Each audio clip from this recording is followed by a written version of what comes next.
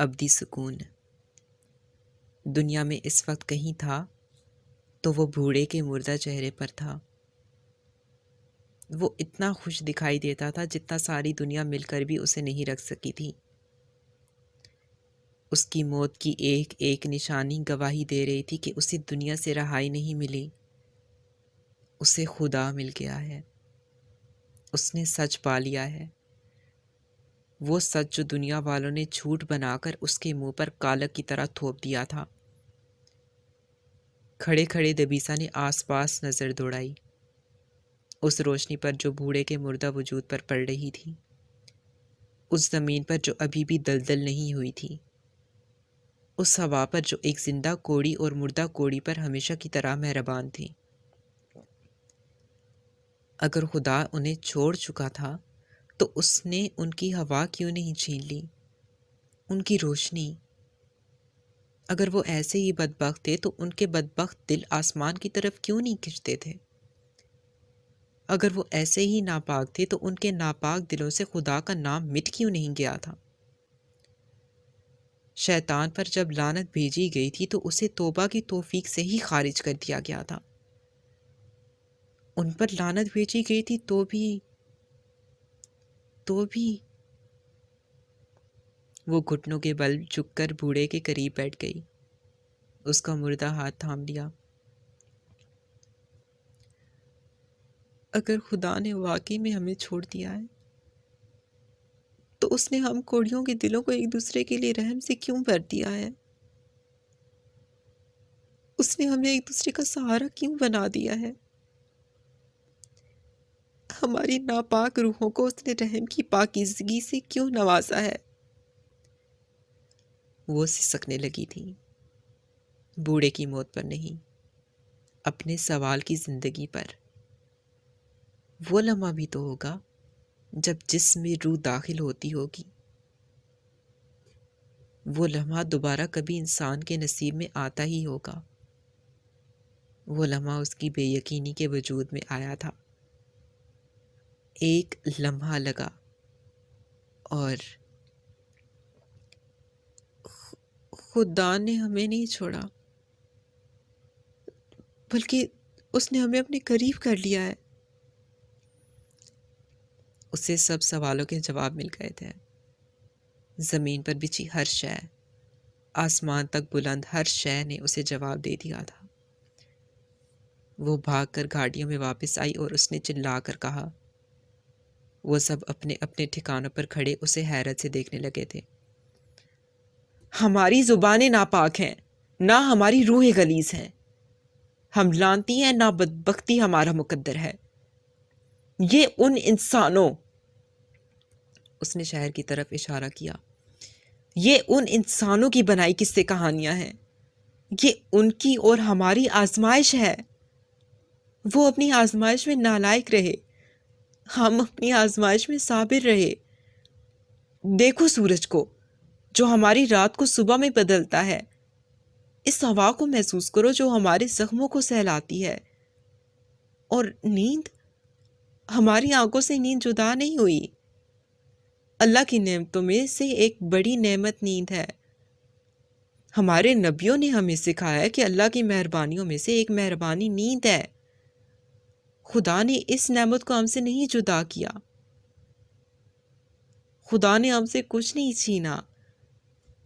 جو کیا اس زمین کے انسانوں نے کیا، ہم پر لعنت انہوں نے بھیجی، لیکن اس نے ہماری تندرستی چھین کر اسے بیماری میں بدل دیا۔ وہ بھاگ کر ضعیفہ کے پاس آئی تھی۔ یاد کرو، تم نے مجھے خدا کی مرضی زمین پر لانے کے لیے کہا تھا، پھر یہ بات تم خود ہی بھول گئی تھی۔ خدا کے حکم سے یہ بات تمہارے منہ سے نکلی تھی۔ یہ خدا ہی اشارہ ہے، یہ سب خدا ہی اشارے ہیں۔ اس آسمان کا خدا کل بھی ہمارا تھا اور آج بھی ہمارا ہے۔ اس نے سر اٹھا کر آسمان کی طرف دیکھا۔ وہ وہی دبیسا بن چکی تھی جو والد کے ہاتھ باندھ دیا کرتی تھی اور جو والد کو نا امیدی سے ڈرایا کرتی تھی۔ آؤ سب مل کر اپنے رب کو پکاریں، کیونکہ وہ یہی چاہتا ہے اپنی چاہت کے لیے اس نے ہمیں چنا ہے، ہمیں دنیا سے الگ کر کے، ہماری روحوں کو رحم سے بھر کر، ہمیں تکلیف سے گزار کر، ہمیں خاک سے نور کر کے، ہمیں پتھر سے بلند کر کے، ہمیں کوڑ سے اپنے قریب کر کے وہ چاہتا ہے کہ ہم اسے پکاریں۔ ہمارے رب نے ہمیں چنا ہے، ہمیں اس کے انتخاب پر شکر ادا کرنا چاہیے۔ سب حیرت سے اسے دیکھ رہے تھے۔ وہ اتنی خوش تھی کہ زندگی میں کبھی نہیں ہوئی تھی۔ آؤ آؤ اسے ایسے پکاریں کہ اس کی مرضی ہمارے لیے معجزہ بن جائے، کوڑ کو شفا اور ہمیں ہمارا خدا مل جائے۔ Next article. امید یقین میں اور یقین معجزوں میں بدلتے ہیں خدا۔ فرشتہ کہہ رہا تھا، اللہ نے میرے ساتھ یہ ایسا کیوں کیا؟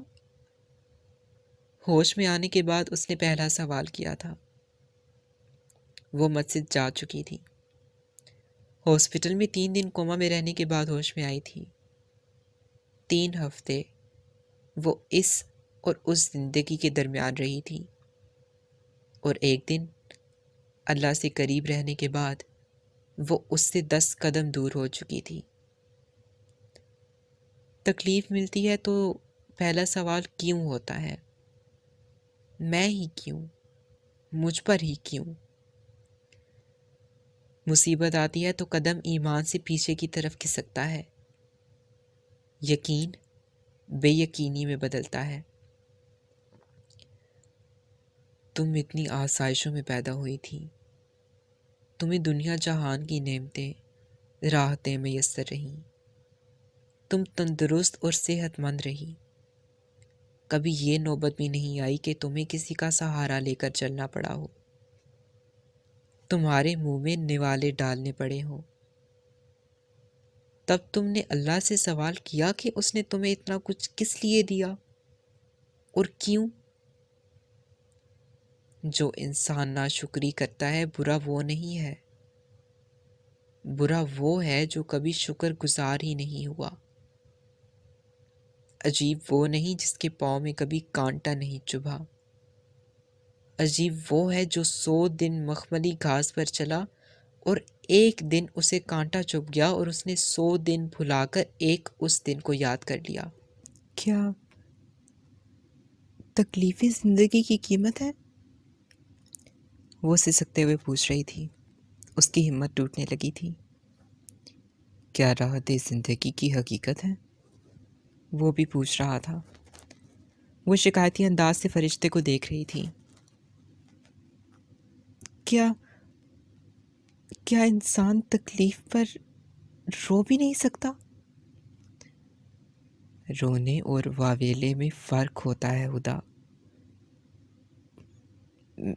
میں کبھی مذہبی نہیں رہی، کیا یہ اس کی سزا ہے؟ کیا میں کافر اور گناہ گار ہوں؟ یہ اس سب کی سزا ہے؟ فرشتے نے بے یقینی سے اسے دیکھا۔ تم نے ایسی خوفناک بات کہاں سے سیکھی؟ وہ جھجکی تھی۔ مسجد میں کچھ لڑکیوں نے مجھے پہچان لیا تھا، ان کی باتیں میں نے سن لی تھی۔ وہ کہہ رہی تھی کہ میں بھٹکی ہوئی ہوں، میں کافر اور گناہ گار ہوں، اللہ نے مجھے میرے اعمال کی سزا دی ہے۔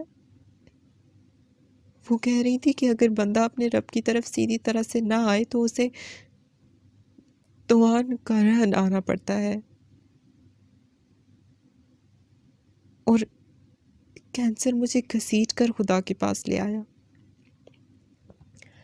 فرشتے نے ایک گہری سانس لی تھی۔ خوشی سے ورنہ زبردستی۔ اس دنیا کے انسان کی سب سے بڑی بد نصیبی یہ ہے کہ جس کام کا اسے اختیار ہی نہیں دیا گیا، یہ اسی کام کو کرتا ہے۔ دوسروں کے اعمال کا حاصل جمع نکال کر انہیں ان کا انجام بتاتا ہے۔ وہ جنتی ہیں یا جہنمی، انہیں یاد دلاتا رہتا ہے۔ جن لوگوں نے دبیسا کو پتھر مارے اسے لعنتی اور سیاہکار کہا، ان لوگوں کی نسلیں ختم نہیں ہوئی، وہ اس صدی میں بھی زندہ ہے۔ وہ آج بھی بیماروں کو اعمال کی سزا کا عندیہ دے رہے ہیں۔ وہ آج بھی تم بھٹکے ہوئے تھے، تمہیں اپنے طرف بلانے کے لیے اللہ نے یہ مصیبت نازل کی ہے کہ پتھر مار رہے ہیں۔ یہ اس صدی کے انسان کے کنکر ہیں۔ تم نے اپنے رب کے بارے میں ایسا گمان کیوں کیا خدا؟ حضرت ایوب علیہ السلام کئی سال تک بیمار رہے تھے۔ وہ پہلے سے ہی اللہ کی طرف متوجہ تھے، پھر وہ بیمار کیوں ہوئے؟ لاکھوں کروڑوں بچے پیدا ہوتے ہی طرح طرح کی بیماریوں میں مبتلا ہو جاتے ہیں۔ کیا اس لیے کہ اللہ ان سے ناراض ہوتا ہے یا وہ اللہ کی حکم عدولی کرتے ہیں؟ سب سے زیادہ مشکلات نبیوں پیغمبروں نے جھیلی ہیں۔ سیدھا راستہ دکھانے والوں کے راستے ہمیشہ کٹھن رہے ہیں۔ تو کیا اللہ ان سے ناراض تھا اس لیے ان کے راستے میں مشکلیں رکھتی؟ آج کی اس دنیا میں بھی جو جتنا سچا ایماندار پاک باز ہے وہ اتنی ہی بڑی مصیبت میں گرفتار ہے۔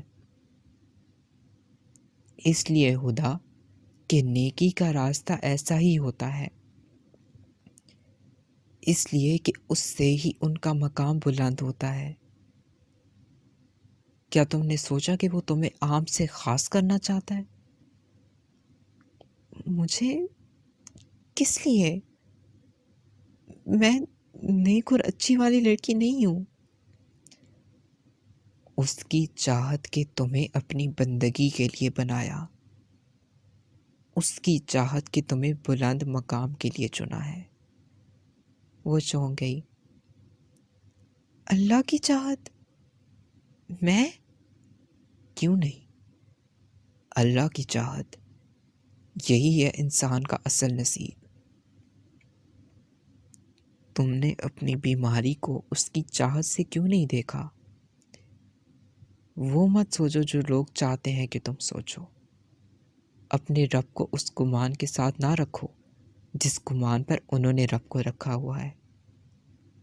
تم گناہ گار ہو، سیاہ کار ہو، نیک ہو، اچھی یا بری، جو بھی ہو، اس فیصلے کا اختیار صرف اور صرف اللہ کے پاس رہنے دو۔ وہ اپنے فیصلوں میں کسی کو شریک نہیں کرتا۔ مصیبت، تکلیف، پریشانی یا بیماری، اسے اللہ کا قہر یا عذاب سمجھنا چھوڑ دو۔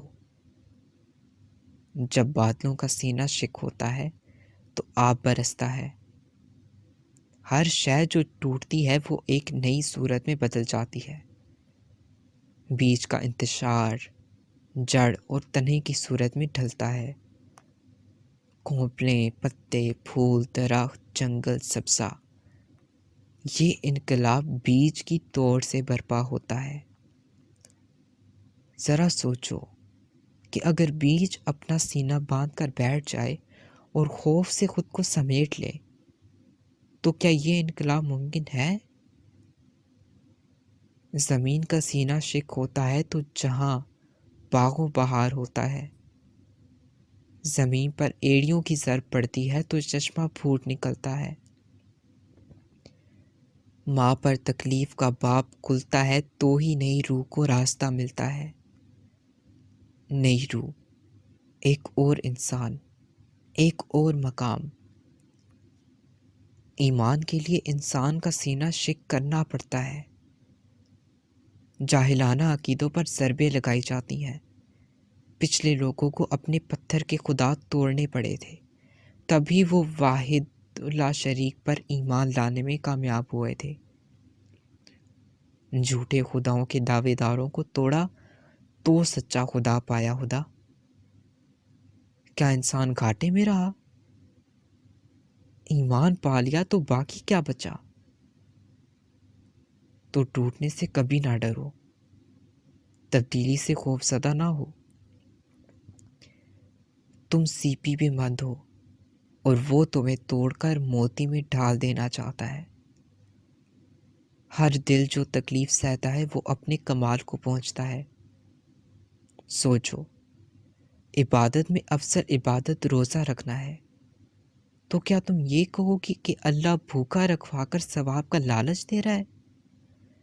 وہ تمہیں ویسے ہی ثواب کیوں نہیں دے دیتا؟ تم سے کھانا پینا چھڑوا کر خدا کیا کرنا چاہتا ہے؟ جسم کو بھوکا رکھوا کر روزہ روح کو غذا دلواتا ہے. ایک کی بھوک پیاس صبر برداشت، دوسرے کی روحانی طاقت ہے.